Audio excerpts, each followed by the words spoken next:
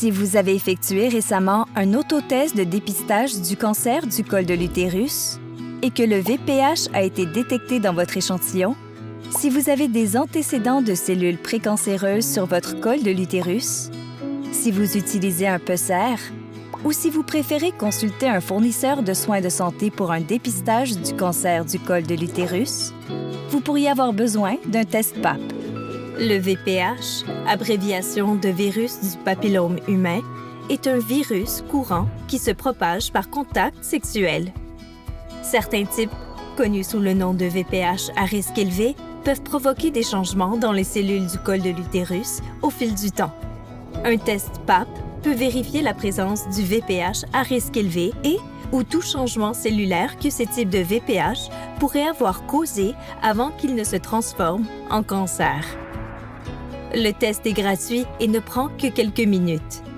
Il peut être effectué par un fournisseur de soins de santé à son bureau ou à sa clinique.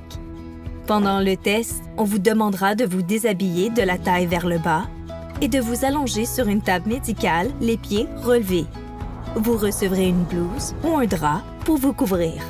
Lorsque vous êtes prête, un fournisseur de soins de santé insérera doucement un instrument appelé spéculum pour maintenir ouvertes les parois de votre vagin afin de voir votre col de l'utérus. Il prélèvera ensuite quelques cellules de votre col à l'aide d'une petite brosse ou d'une spatule. Le test dure entre 5 et 10 minutes.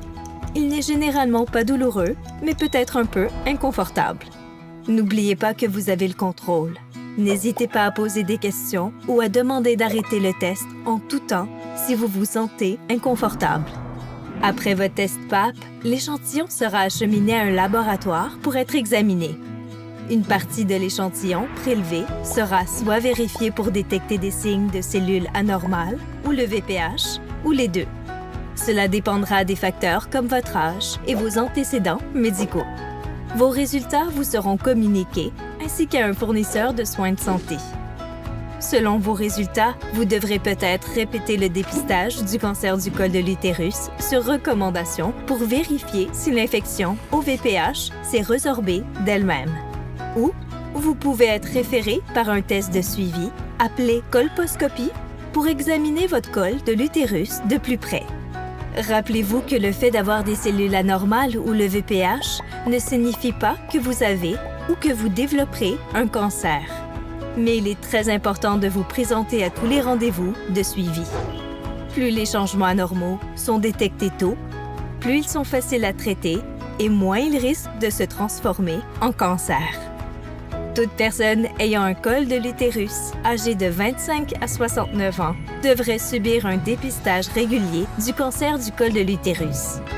Pour prendre rendez-vous pour un test PAP ou pour en savoir plus sur le dépistage du cancer du col de l'utérus, consultez un fournisseur de soins de santé ou le site web suivant.